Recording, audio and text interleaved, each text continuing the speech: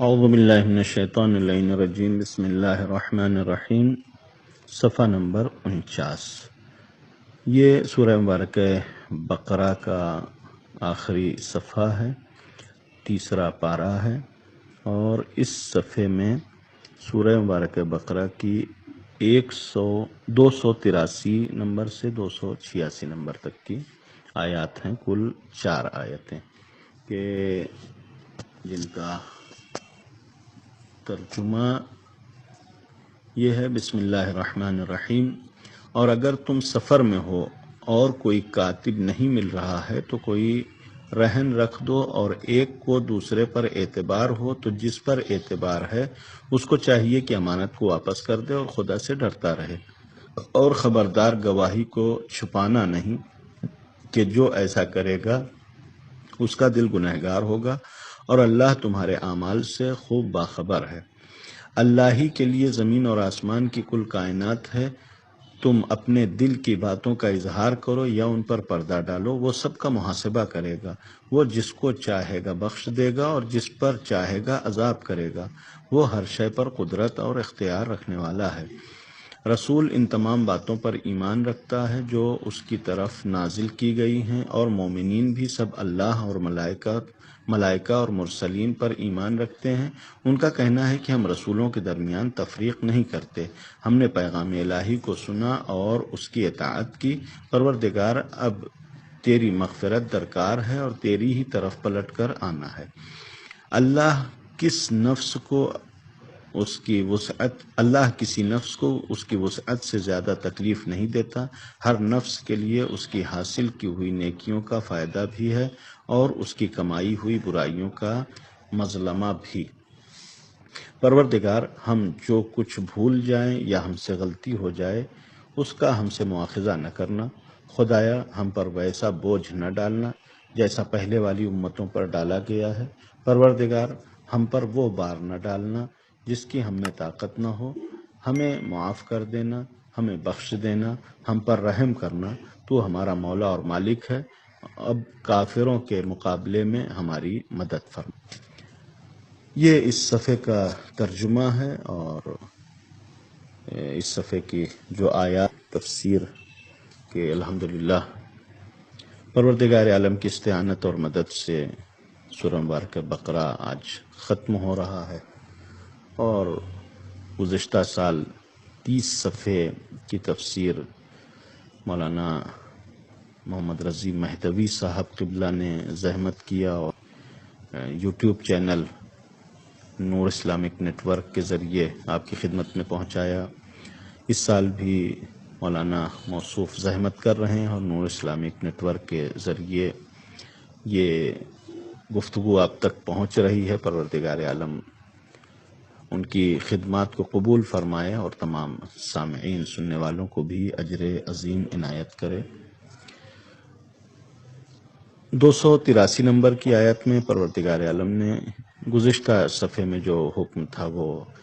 دین کے متعلق تھا کہ اگر کسی انسان کا کسی انسان کے اوپر حق کوئی ہوتا ہے، بنتا ہے، لین دین کوئی پیش آئے تو لکھ لینا چاہیے۔ اسی سے متصل یہ حکم بھی کہ اگر انسان سفر میں ہے، ایسی جگہ پر ہے کہ جہاں لکھنے والا نہ مل سکے، تو انسان لکھنے کے بجائے رہن رکھ لے۔ رہن کا مسئلہ یہ ہے کہ جو بہرحال عام طور سے لوگ قرض وغیرہ لیتے ہیں تو کوئی ایک سامان رکھ دیتے ہیں تاکہ انسان جب قرض واپس کرے تو وہ سامان واپس کر دیتا ہے، یا مثلا لوگ زمینیں رہن پر رکھتے ہیں، گھر رہن پر رکھتے ہیں، ایک چیز ڈپازٹ کے طور پر انسان چھوڑ دیتا ہے تاکہ سامنے والے کو بھروسہ رہے۔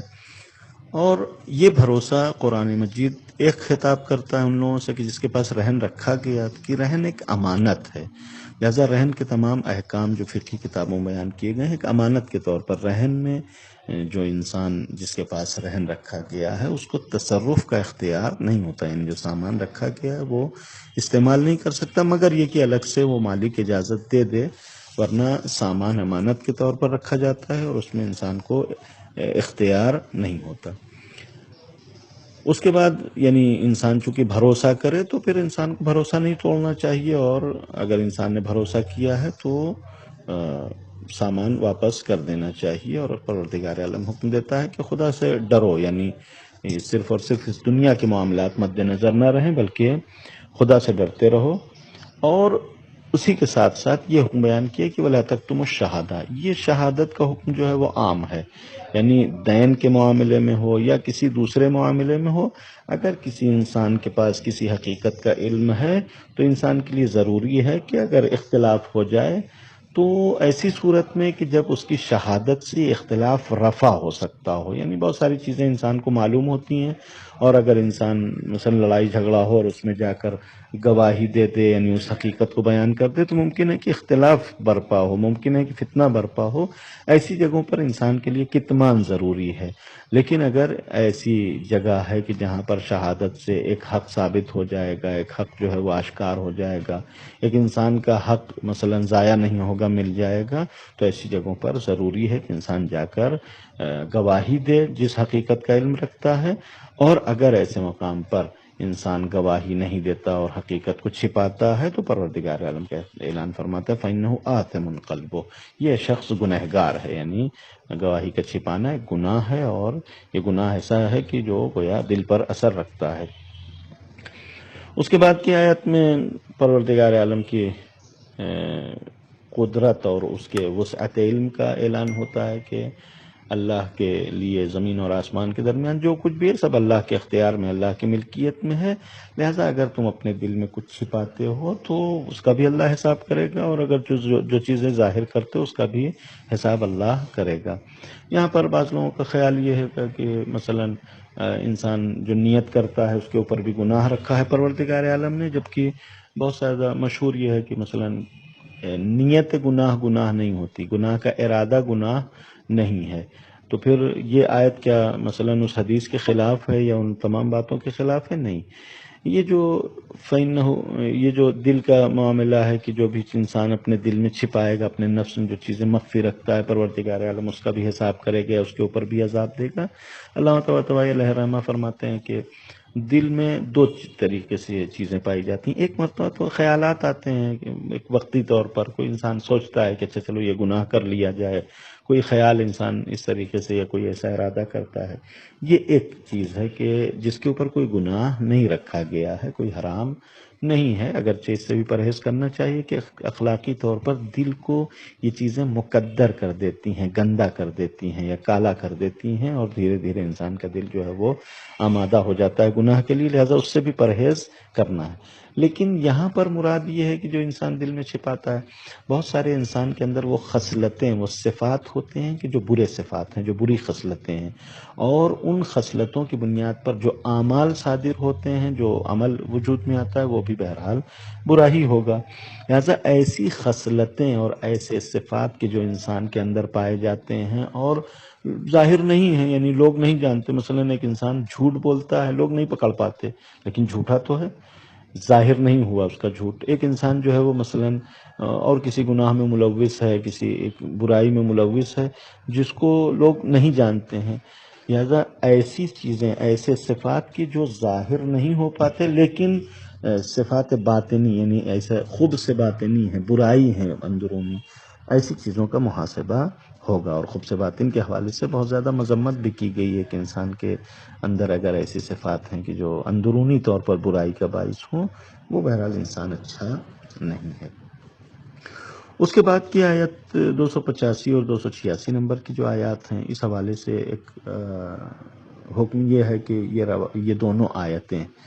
بابرکت آیتیں ہیں۔ انسان اگر نماز عشاء کے بعد ان دو آیتوں کی تلاوت کرتا ہے تو وہ گویا اس کی پوری رات مکمل عبادت میں بسر ہوگی، یعنی اس کو اتنا ثواب عطا کیا جائے گا کہ گویا رات بھر اس نے عبادت کیا ہو۔ لہذا ایک یہ حکم کہ انسان کو اس کا ثواب ملے گا۔ دوسرے، خود اس آیت کے درمیان جو مومنین کے ایمان کو بیان کیا گیا ہے، مومنین کا مکمل ایمان یہ ہوتا ہے کہ اللہ کے اوپر بھی ایمان رکھتے ہیں، ملائکہ کے اوپر بھی ایمان رکھتے ہیں، اور خاص طور سے مسلمانوں کے ایمان میں یہ خصوصیت پائی جاتی ہے کہ لا نفرق بین احد من رسولہ۔ جو گزشتہ اقوام ہیں، مثلا یہودی جو ہے وہ حضرت موسیٰ علیہ السلام کو مانتے ہیں لیکن حضرت عیسیٰ علیہ السلام کو نہیں مانتے، عیسائی مثلا حضرت عیسیٰ علیہ السلام کو مانتے ہیں لیکن جو ہے وہ حضرت محمد مصطفیٰ صلی اللہ علیہ وآلہ وسلم کو نہیں مانتے۔ لہذا گزشتہ میں ایسی قومیں تھیں کہ جو ایک ایک انبیاء کے نام سے مثلا ان سے وابستہ تھیں، اگرچہ حقیقت میں کوئی انسان ایسا ہو ہی نہیں سکتا کہ اگر حضرت موسیٰ علیہ السلام کو مانے گا تو اس کو پیغمبر اسلام کو ماننا پڑے گا، اگر کوئی حضرت عیسیٰ علیہ السلام کو مانتا ہے تو پیغمبر اسلام کو ماننا پڑے گا، اس لیے کہ ان کی نبوت کا ایک پیغام پیغمبر کی بشارت ہے۔ لیکن پھر بھی بہرحال اس طریقے کے اقوام بہت تھیں کہ جو ایک ایک نبی کو مانتی تھیں اور مثلا دوسرے نبی کو نہیں مانتی تھیں۔ لہذا اسلام نے آ کے کہا کہ نہیں، مومنین کا جو ایمان ہے وہ یہ ہے کہ لا نفرق بین احد من رسل، ہم تمام انبیاء علیہ الصلوۃ والسلام کی رسالت کے ماننے والے ہیں، ہمارے یہاں نبیوں میں کوئی فرق نہیں ہے، یعنی ہم تمام انبیاء کی رسالت کا اعتراف کرتے ہیں۔ اور اس کے ساتھ ساتھ مثلا یہ دعا یہ ہے کہ پروردگار ہم نے جو ہے وہ تیری بات سنا، تیرے حکم کو سنا اور تیری اطاعت کی، لہذا ہم تیرے مغفرت کے طلبگار ہیں، اور پروردگار عالم سے مغفرت طلب کرتا ہے انسان۔ اس کے بعد آخری آیت 286 نمبر کی آیت جو شروع ہوتی ہے یہاں سے کہ پروردگار عالم کسی بھی انسان کو اس کے نفس کی وسعت سے زیادہ جو ہے وہ گناہ نہیں، یعنی تکلیف نہیں دیتا، یعنی کوئی بھی ایسا فریضہ انسان کے اوپر عائد نہیں کیا جاتا کہ جس کے انجام دینے کی اس کے اندر طاقت نہ ہو۔ لہذا اس بنیاد پر جو انسان کوئی بھی کام انجام دیتا ہے، اگر اچھا کام انجام دیتا ہے تو اس کو اس کا اجر اور ثواب ملے گا، کیوں؟ اس لیے کہ اس نے انجام دیا ہے۔ اسی طریقے سے اگر کوئی انسان برا کام انجام دیتا ہے، غلط کام انجام دیتا ہے، تو چونکہ اس نے کیا ہے لہذا جو ہے اس کی برائی کا بھی ذمہ دار وہی ہے، لہذا اس کو گناہ کیا جائے گا یا اس کو سزا دی جائے گی۔ اس کے ساتھ ساتھ پھر یہ دعائیہ الفاظ شروع ہوتے ہیں کہ پروردگار لا تؤاخذنا ان نسینا واخطانا، پروردگار اگر ہم کوئی چیز بھول جائیں یا کوئی چیز خطا کریں، خطا یعنی جان بوجھ کے کوئی غلطی کریں تو پروردگار اسے معاف کر دینا۔ یہاں پر ایک سوال یہ ہوتا ہے کہ نسیان یعنی اگر کوئی انسان بھولے سے کوئی کام انجام دیتا ہے تو اس کے اوپر تو گناہ نہیں رکھا گیا ہے، تو پھر یہاں پر کیوں کہتے دعا یہ ہے کہ پروردگار اگر بھول جائیں تو ہمارا مواخذہ نہ کرنا، گناہ نہ کرنا، یعنی خدا نے رکھا ہی نہیں گناہ، تو پھر یہ دعا، اس دعا کے کیا معنی ہیں؟ یہاں پر یہ بیان کیا جاتا ہے یہ نسیان جو ہے دو طریقے کا ہے۔ ایک مرتبہ انسان کے ذہن پر ایسے عارضہ، ایسی بیماری طاری ہو جاتی ہے کہ انسان کے ذہن میں ایک چیز رہتی ہے اور اس کے بعد وہ بھول جاتا ہے، فراموش کر جاتا ہے، اس کو کہتے ہیں نسیان۔ یہ عارضہ مستقل بھی ہو سکتا ہے، مثلا الزائمر بیماری ہو جائے کہ جس میں انسان کا ذہن کام کرنا بند کر دیتا ہے، یا وقتی بھی ہو سکتا ہے، کوئی بھی انسان ایک وقتی طور پر کوئی چیز بھول جائے، مثلا نماز پڑھ رہا تھا، 4 رکعت کے بجائے 3 ہی رکعت میں نماز ختم کر دی، اس میں دھیان بھی نہیں آیا کہ اس نے 3 رکعت نماز پڑھی ہے۔ یہ نسیان ایسا ہے کہ جو قابل عفو ہے، یعنی اس کے اوپر کوئی مواخذہ نہیں ہے پروردگار عالم کی جانب سے، لیکن وہ نسیان یا وہ بھولنا کی جس کی بنیاد غفلت ہو، یعنی انسان غفلت کی بنیاد پر کوئی چیز بھول جاتا ہے تو اس کے اوپر عذاب رکھا گیا ہے۔ لہذا یہاں پر جو دعا ہے وہ ایسے ہی گناہوں کے لیے ہے کہ جو ہم غفلت کی وجہ سے انجام دیتے ہیں، پروردگار عالم کی بارگاہ میں یہ دعا کرتے ہیں کہ پروردگار جو گناہ ایسے ہو جائیں ہم سے ان کو بخش دے۔ دوسری دعا یہ ہے کہ لا تحمل علینا اسرا، پروردگار کوئی سنگین تکلیف ہمارے اوپر عائد نہ کرنا، کما حملتہ علی الذین من قبلنا، جیسا کہ گزشتہ امتوں کے اوپر تو نے گویا ایسے حکم صادر کیے ہیں۔ پیغمبر اکرم صلی اللہ علیہ وآلہ وسلم نے فرمایا کہ ہم کو ایک سہل اور آسان دین کے اوپر پروردگار عالم نے مبعوث کیا ہے کہ ہمارے دین میں سہل اور آسانی ہی آسانی پائی جاتی ہے، اور اس کا پہلے بھی اعلان ہو چکا ہے، یعنی اسی آیت کی شروع میں لا یکلف اللہ نفسا الا وسعها، کہ پروردگار عالم وسعت سے زیادہ تکلیف نہیں دیتا۔ اسر کہتے ہیں ایسی چیز کی کہ ایسے